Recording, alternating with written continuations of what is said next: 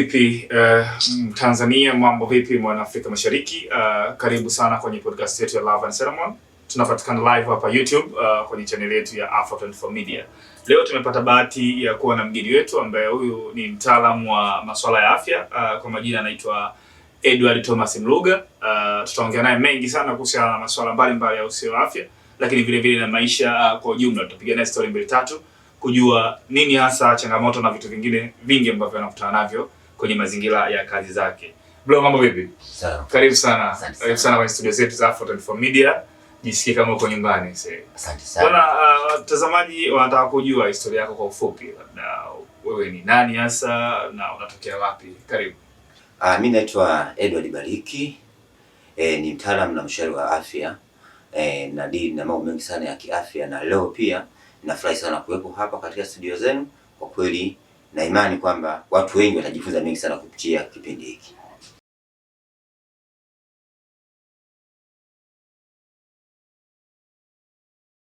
Labda ndugu mtaalamu wa masuala ya afya, tunataka tufahamu labda ni aina gani ya watu ambao wewe unawasaidia sana katika jamii yetu? Mimi nawasaidia watu wengi sana, lakini kikubwa sana nimejikita katika matatizo ya uzazi kwa wanawake na kwa wanaume. Na hii imekuwa ni kido kikubwa sana.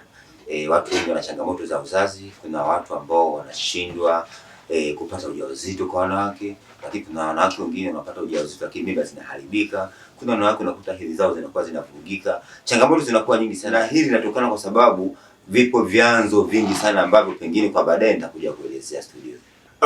Kama mtaalamu wa masuala ya afya ya uzazi, binafsi nahitaji kujua, unatamani kujua ni changamoto zipi za masuala ya uzazi zinazoathiri jamii ya Tanzania, Afrika, lakini na dunia kwa ujumla. Changamoto za uzazi nyingi sana, hasa kwa wanawake ambao zinaathiri jamii ya Tanzania, Afrika na kwa ujumla. Mara nyingi wanawake wamekuwa na changamoto kubwa sana kwa tatizo moja wanasema PID, yani pelvic inflammatory disease. Haya ni maambukizi katika via vya uzazi wa mwanamke. Na maambukizi haya hutokana na mwanamke anapokuwa amepata infections ya aina ya bakteria. Kuna bakteria wengi sana, lakini kubwa sana kuna bakteria kama aina mbili ambao wanaitwa Chlamydia na Neisseria. Sasa hawa wanapoingia katika via vya uzazi wanasababisha infections, na mwisho wa siku mwanamke anaathirika, anapata madhara mengi sana. Wapo wanawake ambao wanapata pia uvimbe kwenye kizazi, wapo wanawake ambao unakuta hedhi zao zinavurugika, wapo wanawake ambao tunasema wanapata hormone imbalance, yaani unakuta either hapati hedhi au anaweza kupata hedhi lakini tarehe zinakuwa zinabadilika, na anaweza kupata uchafu, na uchafu ule pia unawezekana ukawa una rangi, wengine unakuwa kama unakuwa na rangi kama ya brown, sometimes unakuwa mweupe. Sasa inakuwa ni shida sana, na wakati mwingine anaweza kupata hedhi mwanamke, lakini hedhi ile inakuwa either ableed sana zaidi ya siku 7 au ableed kidogo chini ya siku 3, au wakati mwingine mwanamke amaliza hata miezi 2-3 hapati hedhi kabisa. Kwa changamoto ni nyingi. Labda swali lingine, mtaalamu wa afya, watazamaji wangu wanatamani kujua labda ni changamoto zipi zinazopelekea wanawake ama mabinti kuwa na hizo changamoto, ama vyanzo vya hizo changamoto ni zipi? Kwa kweli vyanzo ni vingi sana, na katika kipindi hiki kwa sababu ni kizazi au ni zama za sayansi na teknolojia, kwa hiyo tunajikuta kwamba watu wengi au wanawake wengi wanakula vyakula vyenye kemikali nyingi sana. Kuna wanawake pengine unakuta anakula vyakula ambavyo vina mafuta sana, lakini kuna wanawake ambao mara nyingi wanatumia njia za kupanga uzazi.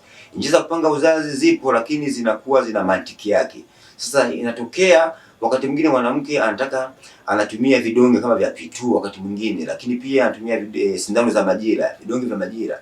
Sasa vile vidonge vinakuwa vina kemikali, na mwisho wa siku anapotumia vinaenda kuharibu mfumo mzima wa homoni, na matokeo yake changamoto zinakuwa zipo kama hivyo. Lakini sababu nyingine ni ngono zembe. Kuna wanawake wengi wanafanya tendo la ndoa bila kutumia kinga, na mwisho wa siku wanapata changamoto za maambukizi kama hayo. Na kingine zaidi pia ni mfumo wa maisha wa kila siku. Wengine inakuwa ni sababu pia ya usafi. Wanawake wengine unakuta kwenye pengine wanakuwa wamevaa nguo nyingi sana. Mwanamke unakuta amevaa nguo ya ndani, amevaa tight, amevaa pia kama nguo karibia 4-5, afu ameziunganisha, na wakati huo pia ni kwenye joto kama joto la Dar es Salaam. Kwa hiyo inakuwa ni changamoto. Mwisho wa siku bakteria wanakuwa generated na jasho linatoka, na basi Akishapata jasho jingi sana, na bakteria anapata mazingira mazuri ya kuweza kuishi, na mwisho wa siku anapata infections kama hizo.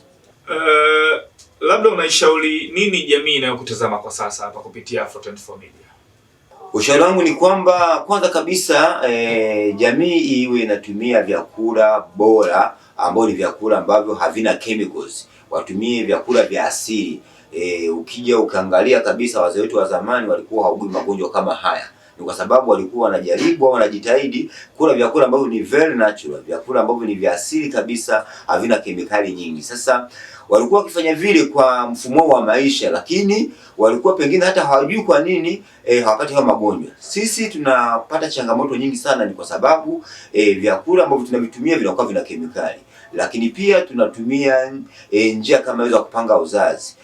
Na mazingira yetu pia yanakuwa na kemikali nyingi sana. Kwa hiyo na cha kuwashauri kabisa ni kubadilisha mfumo wa maisha, lakini pia kujitahidi kutumia vyakula ambavyo havina chemicals, lakini pia kuepuka vyanzo mbalimbali vya sumu. Kuna wanawake wengine wanavuta hadi shisha. Kuna wanawake wengi wanakunywa pombe kali. Kuna wanawake wanavuta hadi sigara. Kwa hiyo vile vyote ni vyanzo ambavyo tunasema the sources of chemicals and toxins in your body. Kwa hiyo wakipunguza vitu kama hivyo itasaidia kwa asilimia kubwa sana. Lakini pia pale ambapo watapata changamoto yote, wakiwa dalili yote ile ambayo inawezekana kuathiri, wafike kwenye kituo cha afya au mwende daktari au mtaalamu wote wa afya kwa ajili ya kupata ushauri na tiba kwa ujumla. Labda mtaalamu Edward, unaweza kutuambia unapatikana vipi ili watazamaji wanakutazama sasa hivi kupitia Afro24 Media waweze kupata? Of course mimi napatikana kwenye ofisi yangu Dar es Salaam pale Mwenge, lakini pia ninapatikana kwenye platforms mbalimbali, social platforms. Kama unavyojua napatikana katika YouTube, napatikana Facebook, napatikana Instagram, hata TikTok pia. Unaweza kunipata kwa jina la ETM Global. Hii ni brand yetu ambayo tunatoa huduma hii popote pale utakapokuwa. Inawezekana ukawa huko mkoani, ukawa Dar es Salaam, tuna ofisi mbalimbali pia katika mikoa mbalimbali, lakini ukitembelea page yetu utapata taarifa zote. Lakini pia unaweza ukatupigia simu kupitia 0756 40 39 81 0756 40 39 81.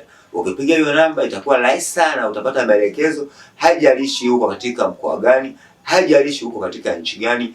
Tunapatikana hapo kwa Tanzania, tupo Dar es Salaam, Mwenge ni makao makuu, lakini pia tunapatikana au tunatoa huduma sehemu mbalimbali Afrika Mashariki, hata nchi mbalimbali pia. Tunatuma mzigo na tunatoa huduma bora kabisa. Ndio maana tunaitwa ETM Global, which means we are globally connected.